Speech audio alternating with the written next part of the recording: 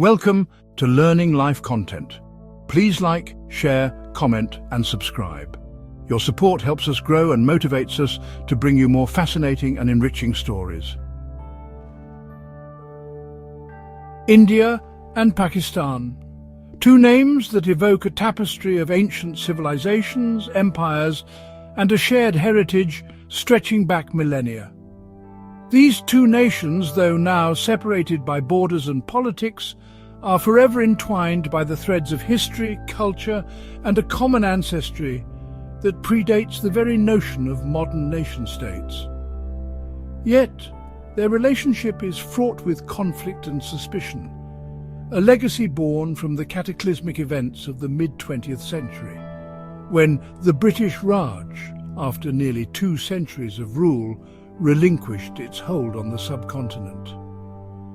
This narrative seeks to unravel the intricate and often painful history of India-Pakistan relations, beginning with the horrors of the partition of 1947, a moment that would forever alter the destinies of millions.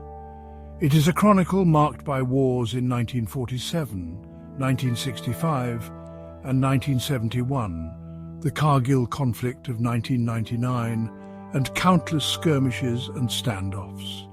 Yet, amidst the hostilities, there have been fleeting moments of diplomacy, peace talks, cricket matches and cultural exchanges that offered brief glimpses of reconciliation. But, my dear listener, it is also a tale of shared heritage, of music, language, cuisine and familial bonds that transcend borders. The echoes of a common past linger in the ghazals sung in Lahore and the poetry recited in Delhi. Picture, if you will, a land resplendent with vibrant colours, ancient rituals, and a mosaic of cultures, where bustling bazaars, grand festivals, and timeless traditions flourish side by side. Such was the Indian subcontinent before the fateful year of 1947, a land where Hindus, Muslims, Sikhs, Christians and others coexisted, their lives interwoven over centuries of shared experience. Communities lived in harmony, their festivals and customs blending into a rich cultural tapestry. The cities of Lahore, Amritsar and Delhi were melting pots of diversity, where the call to prayer mingled with temple bells and the hymns of the Gurdwara. Yet as the British Empire prepared to depart, the subcontinent was carved into 2 separate dominions, India and Pakistan, based largely on religious lines, a decision hastily executed by the Radcliffe Commission in a matter of weeks.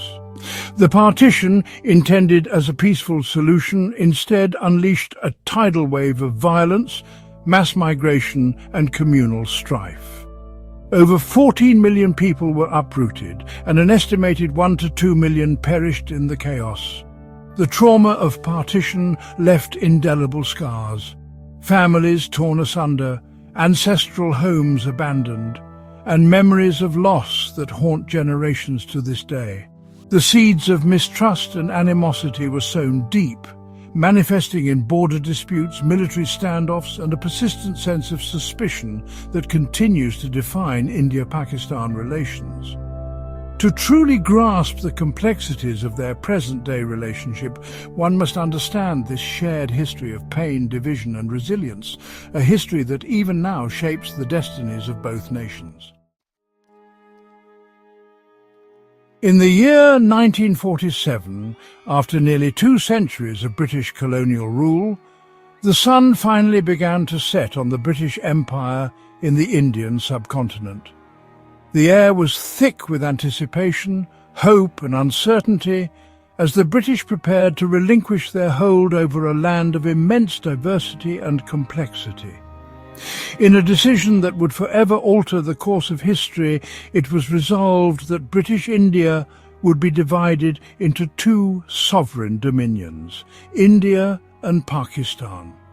This momentous act, known as the partition, was formalised under the guidance of Lord Louis Mountbatten, the last Viceroy of India, and was set into motion with astonishing speed. The rationale behind this division was rooted in the so-called two-nation theory, championed by Muhammad Ali Jinnah and the All India Muslim League. The theory posited that Hindus and Muslims, despite centuries of shared history, were fundamentally distinct nations, each deserving of their own homeland. Jawaharlal Nehru and the Indian National Congress, though initially resistant, ultimately acquiesced to the demands for a separate Muslim state. The implementation of partition, however, was anything but straightforward. The Radcliffe Line, hastily drawn by British lawyer Sir Cyril Radcliffe, sliced through provinces, villages and even homes, often with little regard for the intricate tapestry of communities that had coexisted for generations. What followed was the largest mass migration in recorded human history. Over 14 million people were uprooted, compelled to cross newly drawn borders in search of safety and belonging. Hindus and Sikhs fled from what became Pakistan, while Muslims journeyed in the opposite direction toward the new nation carved out for them. Families were torn asunder, ancestral homes abandoned, and entire communities left in a state of bewildered grief. The exodus was marked by scenes of unimaginable hardship. Men, women and children trudged for miles on foot, carrying whatever possessions they could salvage. Overcrowded trains, often with passengers clinging to the rooftops, became grim symbols of the desperate flight to safety. The journey itself was perilous, fraught with hunger, exhaustion and the ever-present threat of violence. Many never reached their destinations, falling victim to the chaos that engulfed the land. Communal riots erupted with ferocious intensity as old wounds and suspicions were inflamed by the uncertainty of the times. Towns and villages that had once been havens of coexistence descended into carnage, with homes set ablaze and entire neighborhoods reduced to ashes. The violence was staggering in its scale and brutality. Neighbors who had shared meals and festivals turned upon one another, and friendships forged over lifetimes were shattered in an instant. The social fabric, painstakingly woven over centuries, was torn asunder. The psychological scars of partition ran deep. Survivors carried with them memories of loss, trauma and separation, stories that would be passed down through generations, shaping the collective consciousness of both nations. The newly established borders, marked by barbed wire and guarded by armed sentries, became sites of tension and suspicion. Refugee camps swelled with the displaced, and the seeds of mistrust were sown, taking root in the hearts of millions. To this day, the legacy of partition endures. The pain, the loss and the bitterness continue to cast long shadows over the relationship between India and Pakistan, making reconciliation a daunting challenge. The wound, it seems, has never truly healed.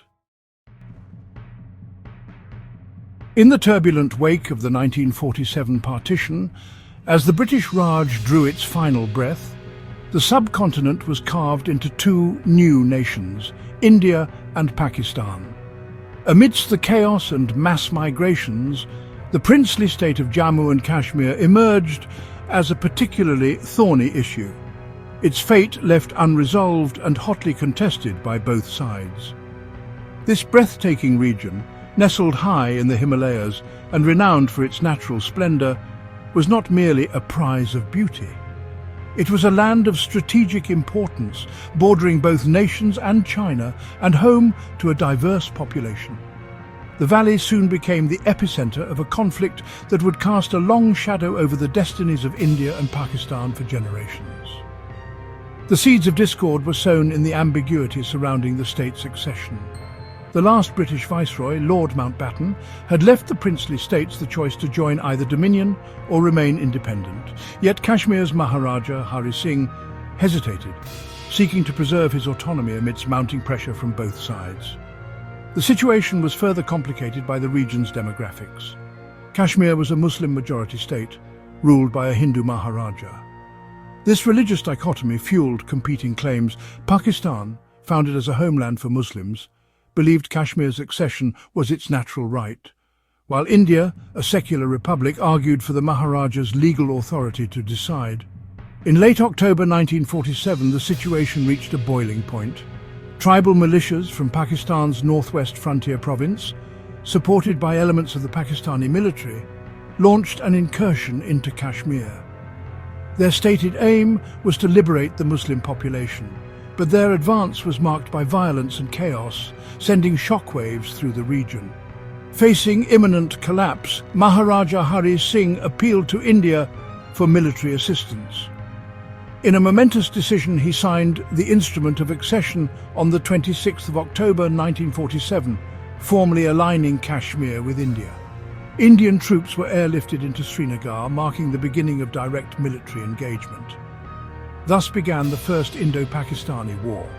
Fierce battles raged across the mountainous terrain, with both sides suffering heavy casualties. The conflict drew in not only regular armies but also irregular forces, and the civilian population endured immense hardship. As the war dragged on, the United Nations intervened, urging both sides to cease hostilities. After more than a year of fighting, a ceasefire was brokered in January 1949.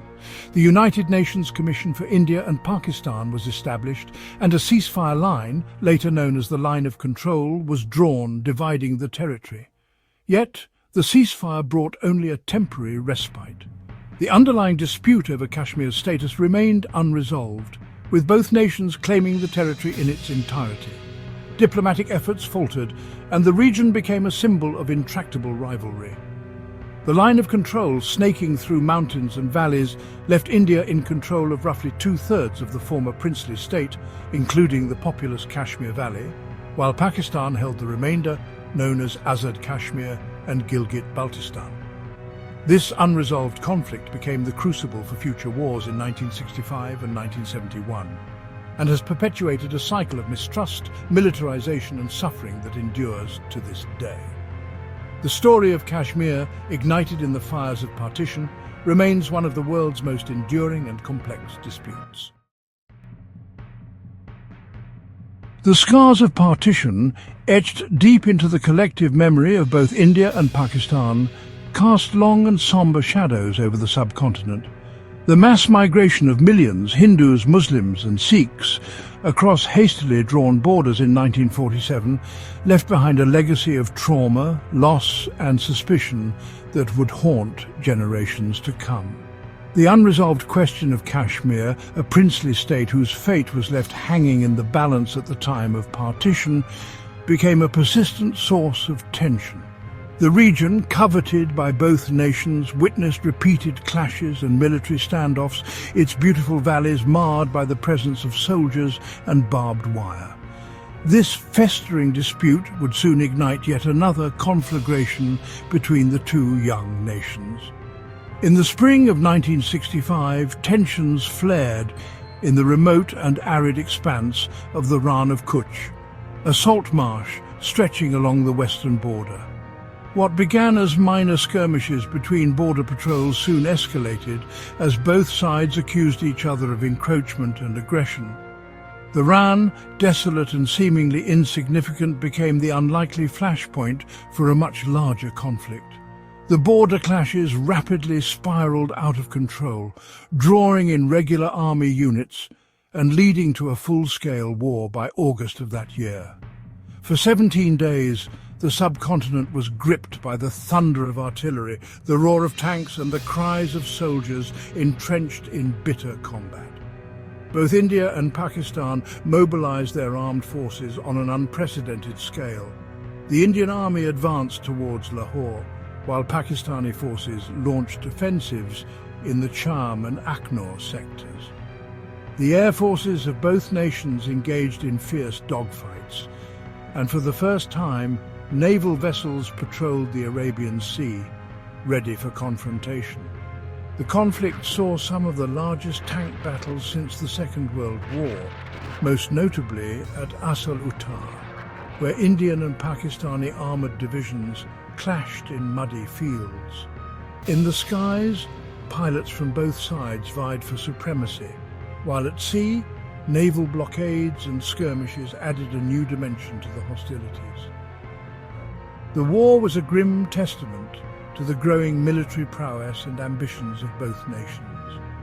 After more than 2 weeks of intense fighting, International pressure, particularly from the United States and the Soviet Union, brought both sides to the negotiating table. A ceasefire was declared under the auspices of the United Nations, and the war ended in a military stalemate, with neither side able to claim a decisive victory. The Tashkent Declaration, brokered in January 1966, sought to restore peace, but the wounds of war ran deep. Diplomatic relations remained strained, and the border, now more heavily fortified than ever, became a symbol of enduring hostility. The conflict further entrenched the atmosphere of mistrust and suspicion that had taken root since partition. Soldiers stood guard at tense border posts, ever watchful, as both nations braced for the possibility of future confrontations. The War of 1965, though inconclusive, served as a stark reminder of the futility of armed conflict as a means of resolving deep-seated disputes. It left behind not only destroyed tanks and scarred landscapes, but also grieving families, and a legacy of animosity that would shape the destinies of India and Pakistan for decades to come. The year 1971 stands as a watershed moment in the tumultuous history of the Indian subcontinent, marking the most decisive and consequential war between India and Pakistan since their independence from British rule in 1947. This conflict, which would dramatically reshape the geopolitical landscape of South Asia, was rooted in deep-seated political, linguistic and cultural differences between the eastern and western wings of Pakistan, separated by over 1,000 miles of Indian territory. The immediate spark was a political crisis in East Pakistan, now known as Bangladesh, where the Awami League, led by Sheikh Mujibur Rahman, had won a landslide victory in the 1970 general elections, only to be denied power by the ruling authorities in West Pakistan. The Bengali nationalist movement, fueled by decades of economic neglect and cultural suppression, erupted into mass protests and civil disobedience, as millions demanded greater autonomy and recognition of their linguistic and cultural identity. In response, the Pakistani military launched Operation Searchlight, a brutal crackdown on the Bengali population, resulting in widespread atrocities, including mass killings, rapes, and the destruction of entire villages, which international observers would later describe as acts of genocide. The humanitarian catastrophe that ensued saw an estimated 10 million refugees, men, women and children, fleeing across the border into India, placing an immense strain on the already fragile resources of the Indian state. Refugee camps sprang up overnight, and the Indian government, along with international aid agencies, struggled to provide food, shelter and medical care to the displaced, as disease and malnutrition took their toll. India, still reeling from the scars of partition and the wars of 1947 and 1965, found itself compelled to act, not only out of humanitarian concern, but also due to the destabilizing effect the crisis was having on its own society and economy. After months of diplomatic efforts failed to resolve the crisis, India mobilized its armed forces. And on the 3rd of December 1971, following preemptive airstrikes by Pakistan, full-scale war erupted on both the eastern and western fronts. In a campaign lasting just 13 days, the Indian military, in concert with the Mukti Bahini, the Bengali guerrilla resistance, achieved a swift and decisive victory, culminating in the surrender of over 90,000 Pakistani troops in Dhaka, the largest capitulation since the Second World War. The war resulted in the birth of a new nation, Bangladesh, forever altering the map of South Asia and bringing hope to millions who had long yearned for self-determination. Across the world, headlines proclaimed the triumph of the Bengali people, and celebrations erupted in the streets of Dhaka and beyond, as the red and green flag of Bangladesh was hoisted for the first time. Yet for India and Pakistan, the war left a legacy of even deeper mistrust and animosity. The humiliation of defeat and the loss of East Pakistan intensified Pakistan's sense of insecurity and grievance, while India emerged as the preeminent power in the region, but at the cost of heightened border tensions and a new era of rivalry. The events of 1971 reinforced the adversarial relationship between the two nations, sowing seeds of bitterness and resentment that would continue to shape their destinies for decades to come. Despite the sobering lessons imparted by previous wars, the enduring rivalry between India and Pakistan continued to simmer, never truly abating. The border, stretching across some of the most inhospitable terrain on Earth, remained a constant source of tension, with both nations ever vigilant, their soldiers standing guard in a perpetual state of alert. In the summer of 1999, this simmering hostility erupted into open conflict in the remote and forbidding heights of Kargil, nestled deep within the Himalayas. The Kargil district, part of the larger Ladakh region, had long been a strategically sensitive area, its rugged peaks and narrow passes forming a natural barrier between the two countries. It was here, amidst the snow and stone, that the two nuclear-armed neighbours once again found themselves on the precipice of war. The immediate cause of the conflict was the clandestine infiltration of Pakistani soldiers, many disguised as Kashmiri militants, who crossed the line of control and occupied key positions on the Indian side.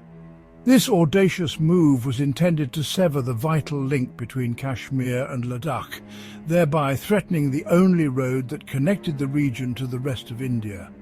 The operation, known as Operation Badr by the Pakistanis, was meticulously planned, taking advantage of the harsh winter when Indian patrols were less frequent. The Kargil conflict was, in many respects, unique. It was one of the few instances in modern military history where high-altitude warfare played a central role. Indian soldiers, often operating at altitudes exceeding 18,000 feet, braved treacherous terrain, sub-zero temperatures, and a well-entrenched enemy. The thin air made even the simplest tasks arduous, and the risk of altitude sickness was ever present. The Indian Army launched Operation Vijay, a massive military campaign to reclaim the occupied peaks. Fierce artillery duels echoed through the valleys, and infantry assaults were mounted against heavily fortified positions. The world watched with bated breath as the conflict escalated, and the spectre of nuclear war loomed ominously. International pressure, particularly from the United States and other major powers, mounted on Pakistan to withdraw its forces and restore the status quo. The fighting raged for over 2 months, exacting a heavy toll on both sides. Official estimates suggest that India lost over 500 soldiers, while Pakistani casualties were believed to be even higher, though exact figures remained disputed. The conflict left behind a trail of shattered bunkers, scarred mountainsides and grieving families on both sides of the border. Though limited in geographical scope, the Kargil conflict had a profound and lasting impact on the relationship between India and Pakistan. It exposed the fragility of peace in the region and underscored the volatility inherent in their unresolved disputes. The war also led to a reassessment of military doctrines and border security on both sides. Perhaps most tragically, the conflict shattered the fragile peace process that had been painstakingly initiated in the wake of the 1998 nuclear tests, when both nations had declared themselves nuclear powers. Hopes for reconciliation, kindled by the historic Lahore Declaration, were dashed as mistrust and animosity once again took centre stage. The Kargil episode served as a stark reminder of the dangers posed by unresolved territorial disputes and the alarming ease with which they can spiral into open conflict, especially between nations armed with nuclear weapons. It remains a sobering chapter in the long and troubled history of India and Pakistan, a testament to the enduring complexities of their relationship. As the 21st century unfurled its pages, the indelible imprint of history continued to cast a long and somber shadow over the relationship between India and Pakistan. The legacy of partition, the trauma of wars past, and the persistent disputes over territory, most notably the region of Kashmir, remained ever present, shaping the destinies of both nations. Despite a multitude of diplomatic overtures, ranging from the historic Simla Agreement of 1972, which sought to lay the groundwork for peaceful coexistence, to the Lahore Declaration of 1999 and the ill-fated Agra Summit in 2001, both neighbours found themselves ensnared in a seemingly unbreakable cycle of suspicion, mistrust and intermittent hostility. The border regions, particularly along the volatile line of control in Kashmir, became the stage for frequent skirmishes and ceasefire violations. Reports of cross-border infiltration, artillery exchanges, and the tragic loss of civilian lives became all too common, with each incident further eroding the fragile trust between the two countries. The late 20th and early 21st centuries witnessed the alarming rise of militancy and terrorism, particularly in the disputed territory of Jammu and Kashmir. Armed groups, some with alleged support from across the border, launched attacks on military installations, government buildings and innocent civilians, adding a perilous new dimension to the already complex conflict. Both nations, in turn, accused each other of harbouring and abetting terrorist organisations operating within their respective territories. These mutual recriminations not only soured bilateral relations, but also drew the attention and concern of the international community, with world leaders repeatedly urging restraint and dialogue. The horrific Mumbai terror attacks of November 2008, meticulously orchestrated by militants based in Pakistan, marked a grim turning point. Over 160 people lost their lives in a series of coordinated assaults, plunging the subcontinent into a state of shock and bringing India and Pakistan to the very brink of open conflict once more. Yet, amidst the grand strategies and political manoeuvrings, it is the ordinary people who bear the heaviest burden. For millions living along the border, the spectre of violence is a daily reality. Families are separated, livelihoods disrupted, and the simple act of living is fraught with uncertainty. The ever-present threat of conflict and sudden violence creates an atmosphere of pervasive fear and insecurity. Economic growth is stunted, schools and markets are often forced to close, and the promise of social progress and regional cooperation remains tantalizingly out of reach. Thus, the story of India and Pakistan in the modern era is not merely one of borders and battles, but of the enduring human cost of unresolved history. The story of India and Pakistan. Two nations whose destinies have been intertwined since the fateful days of 1947, when the British Raj drew its final breath and the subcontinent was cleaved in two. Despite the long and troubled history of conflict, stretching from the trauma of partition to the wars of 1947, 1965 and 1971, and the Kargil skirmish of 1999, there remains, remarkably, a glimmer of hope for a more peaceful future between these neighbours. The two nations share far more than a mere border. Their histories, languages and traditions are deeply interwoven, a legacy of centuries spent under the same empires, from the grandeur of the Mughal dynasty to the shared struggles against colonial rule. Even today, the echoes of a common heritage resound in the vibrant colours of their festivals, the spices of their kitchens, and the warmth of people-to-people connections that so often transcend the political chasms.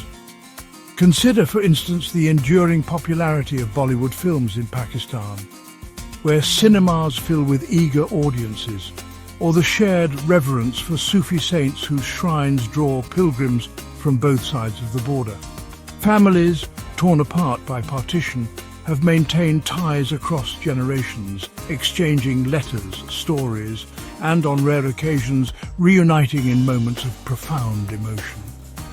These are but a few of the countless examples of the enduring bonds that unite Indians and Pakistanis, despite the formidable barriers erected by history and politics.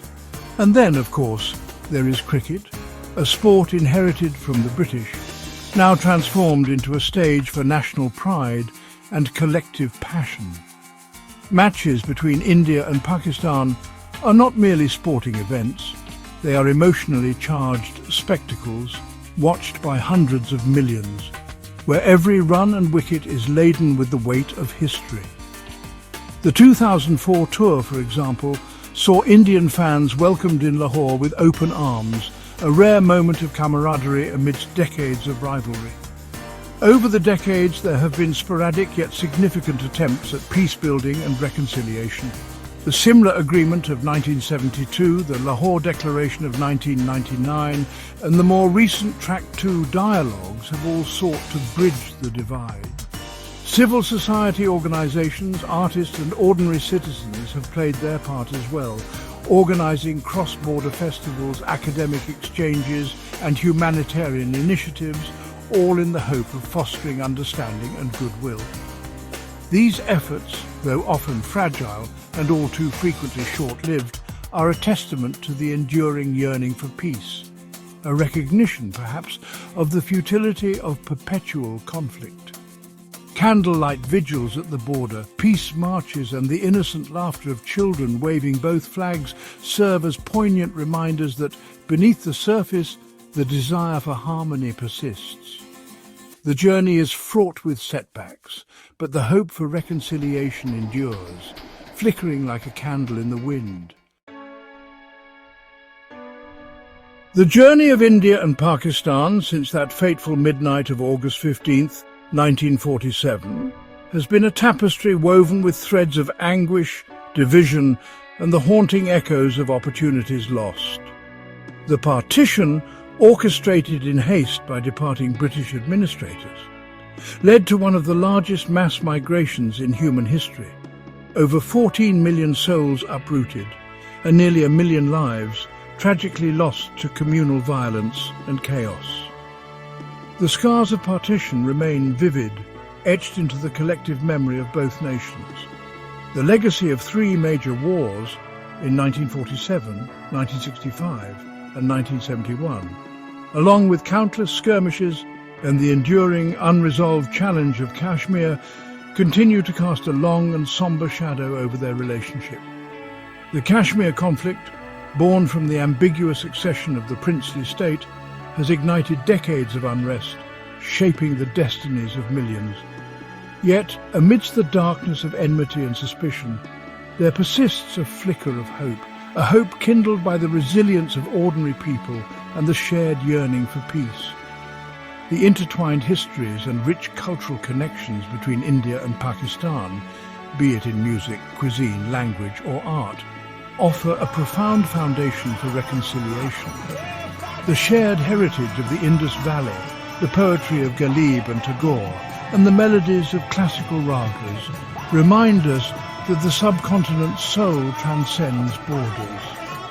Dialogue, diplomacy and people-to-people contact, such as the historic bus service between Lahore and Delhi, or the emotional reunions of divided families, hold the key to overcoming decades of mistrust and suspicion. Track 2 diplomacy and cultural exchanges have time and again demonstrated the power of human connection to bridge even the deepest divides. It is time, perhaps long overdue, for both nations to move beyond the bitterness of the past. The future beckons, a future where cooperation and coexistence are not mere aspirations, but lived realities. The wisdom of leaders, the courage of citizens, and the lessons of history must guide the way. The path to peace will undoubtedly be arduous, fraught with setbacks and skepticism, but the alternative, perpetual conflict, instability and squandered potential, is simply unacceptable for the generations yet to come. The destiny of South Asia, and indeed the peace of the wider world, rests upon India and Pakistan finding the wisdom and will to live together in harmony. For in their reconciliation lies not only their own prosperity, but the promise of a brighter, more peaceful future for all humanity. Thank you for watching Learning Life content. Please like, share, comment and subscribe. Your support helps us grow and motivates us to bring you more fascinating and enriching stories.